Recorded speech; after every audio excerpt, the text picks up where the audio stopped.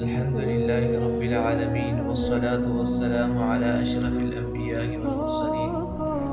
أعوذ بالله السميع العليم من الشيطان الرجيم. بسم الله الرحمن الرحيم. سورة الممتحنة. ان آیات کے نزول اور اس کے بیک گراؤنڈ کے حوالے سے کچھ گزارشات. سن 6 ہجری کو نبی صلی اللہ علیہ وسلم مدینہ سے مکہ کے لیے روانہ ہوئے صحابہ کرام کے ساتھ، اور آپ عمرہ کرنے کے ارادے سے نکلے تھے. اب عمرہ کرنے کے ارادے سے نبی صلی اللہ علیہ وسلم گئے تو کفار مکہ نے نبی صلی اللہ علیہ وسلم کو حدیبیہ مقام پر روک دیا، اور وہاں پہ نبی صلی اللہ علیہ وسلم اور کفار مکہ کے درمیان مذاکرات ہوئے. ان مذاکرات میں یہ طے پایا کہ 10 سال کی جنگ بندی ہوگی. 10 سال تک آپس میں فریقین لڑ نہیں سکیں گے. مسلمانوں اور مشرکین مکہ کے درمیان 3 بڑی جنگیں ہو چکی تھیں. کون سی؟ بدر، احد اور غزوہ احزاب، جس کو خندق بھی کہتے ہیں.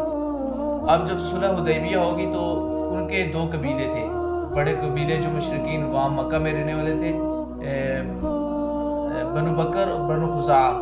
اب اس صلح حدیبیہ میں ایک شک یہ تھی کہ جو قبیلے مسلمانوں کے ساتھ ہونا چاہتے ہیں ان کو اختیار دیا گیا.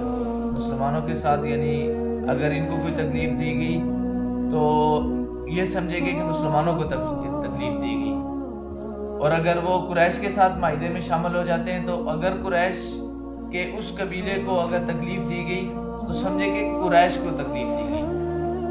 تو مسلمانوں کے ساتھ جو قبیلہ بنو بکر اور بنو خزاعہ میں سے جو بنو خزاعہ یہ مسلمانوں کی حلیف بن گئی، یعنی یہ مسلمانوں کے ساتھ معاہدے میں شامل ہو گیا. اگر بنو خزاعہ کو اب کسی بھی مشرکین کی طرف سے تکلیف دی جاتی ہے تو یہ ڈائریکٹلی کس کو تکلیف تھی؟ مسلمانوں کو. تو ہوا یہ کہ بنو بکر نے بنو خزاعہ پر رات یہ حملہ کر دیا. اب اس کی اطلاع اب مشرکین جو قریش تھے قریش نے یہ اس کا ساتھ دیا تھا، اس حملے میں بنو بکر کا ساتھ دیا تھا، بنو خزاعہ پر حملہ کرنے میں ساتھ دیا تھا. اب بنو خزاعہ نے خبر بھیجی نبی صلی اللہ علیہ وسلم کے پاس مدینہ میں نبی پاک صلی اللہ علیہ وسلم کو جب اس کی خبر ملی تو معاہدہ کیا ہو گیا؟ ٹوٹ گیا معاہدہ، کیونکہ اس ایک شک کی مخالفت ہو گئی تو معاہدہ ٹوٹ گیا. اب نبی صلی اللہ علیہ وسلم کو وہ چاہ رہے تھے، مشرکین مکہ چاہ رہے تھے، انہوں نے بلکہ ابو سفیان کو جو ان کا لیڈر تھا، سپہ سالار تھا، جو جس نے قیادت کی تھی جنگوں کی، اس کو بھیجا کہ معاہدے کو بحالی کے لیے دوبارہ سے معاہدہ ہو جائے. لیکن نبی صلی اللہ علیہ وسلم نے انکار دیا. آپ نے کہا کہ معاہدہ اب ٹوٹ چکا ہے، اب دوبارہ سے معاہدہ نہیں ہوگا. دیکھیں اب مسلمانوں کی وہ طاقت سے اب ڈر رہے تھے. وہ جب صلح حدیبیہ ہوئی تھی تو کچھ مسلمانوں کو بھی اعتراض تھا کہ صلح ہم عمرہ کرنے کے لیے آئے تھے. تو اللہ تعالیٰ نے سورۃ فتح نازل کی تھی کہ انا فتحنا لک فتحا مبینا، کہ ہم نے آپ کو واضح فتح دی ہے. اب وہ مسلمانوں سے ڈر رہے تھے کہ مسلمان اب حملہ کرنے کے لیے مکہ پر حملہ نہ کرے اور مکہ ہم سے نہ چلا جائے، ہمارے ہاتھ سے نہ چلا جائے مکہ. اس لیے وہ یہ چاہ رہے تھے کہ اس معاہدے کی تجدید کی جائے. لیکن نبی پاک صلی اللہ علیہ وسلم نے اس سے پہلے انہوں نے سفارشیں بھی کروانے کی کوشش کی، حضرت علی کے پاس گئے، بکر کے پاس، لیکن سب نے انکار کر دیا. اب نبی پاک صلی اللہ علیہ وسلم نے تو اس معاہدے کی تجدید سے انکار کر دیا تھا. اب ایک صحابی رسول تھے حاتب بن ابی بلتہ صحابی تھے. ان کے کچھ رشتہ دار رہتے تھے مکہ میں. تو انہوں نے کہا کہ اب نبی صلی اللہ علیہ وسلم مکہ پہ حملہ کریں گے تو باقی جتنے بھی صحابہ کرام ہیں ان کے کچھ نہ رشتہ دار وغیرہ رہتے جو ان کی حفاظت کر لیں گے، اور میرے لوگوں کی حفاظت کرنے والا کوئی نہیں ہے. میں تھا اور میرے خاندان والوں کا کوئی اور تو نہیں ہے کہ ان کی حفاظت کرے گا. انہوں نے یہ سوچا کہ اب میں مکہ والوں کے ساتھ ایک ہمدردی کے طور پہ خط لکھتا ہوں کہ نبی پاک صلی اللہ علیہ وسلم تمہاری طرف حملہ کرنے کے لیے آ رہے ہیں. یہ جب نبی صلی اللہ علیہ وسلم پلاننگ کر رہے تھے مکہ پر حملہ کرنے کی، اور یہ ساری کی ساری خفیہ پلاننگ تھی. نبی صلی اللہ علیہ وسلم اس پلاننگ کے بارے میں کسی کو مطلع نہیں کرنا چاہتے تھے کہ کفار میں سے کہ ان کو خبر ہو جائے، بلکہ انجانے میں نبی صلی اللہ علیہ وسلم تاکہ ان کو پتہ ہی نہ چلے اور وہ حملے کی تیاری نہ کر سکے. اب نبی پاک صلی اللہ علیہ وسلم انہوں نے حاتب بن ابی بلتہ نے خط لکھا کہ اس طرح نبی صلی اللہ علیہ وسلم تیاری کے لیے آ رہے ہیں، اور انہوں نے خط کس وجہ سے لکھا تھا؟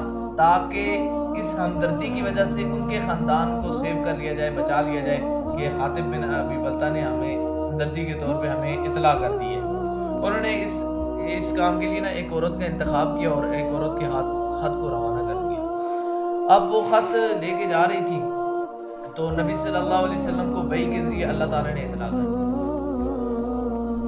اور کہا کہ اس طرح ایک خط روانہ کر دیا گیا ہے. نبی صلی اللہ علیہ وسلم نے اس خط کی وصولی کے لیے ایک دستے کو روانہ کیا جس میں مقداد بن اسود رضی اللہ تعالیٰ عنہ اور سیدنا علی رضی اللہ تعالیٰ عنہ کو اور ایک دوسرے صحابی رسول تھے ان کو روانہ کیا.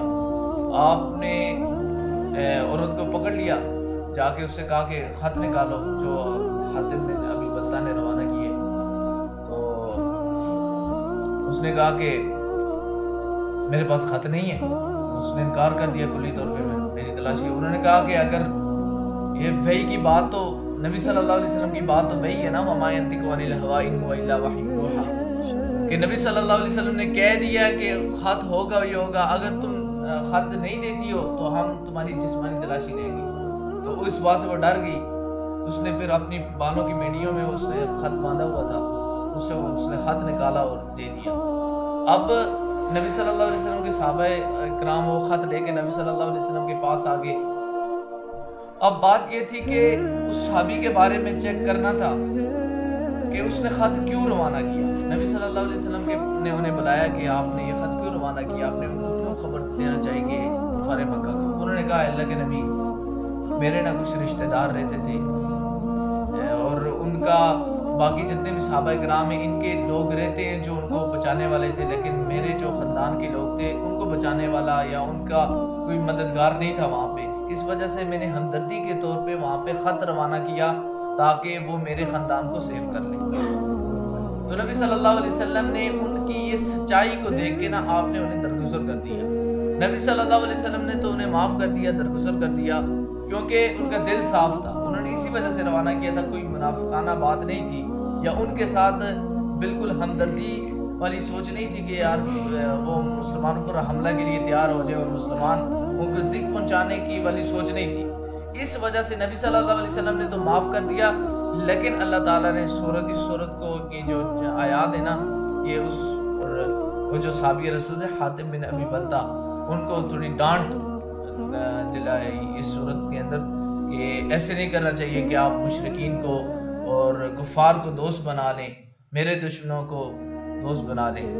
تو اس کا انشاءاللہ ترجمہ کل پڑھیں گے. اللہ تعالیٰ سے دعا ہے کہ اللہ تعالیٰ نے سمجھ کر عمل کرنے کی توفیق عطا فرمائے. قولی ھذا واستغفر اللہ لی ولکم ولسائر المسلمین.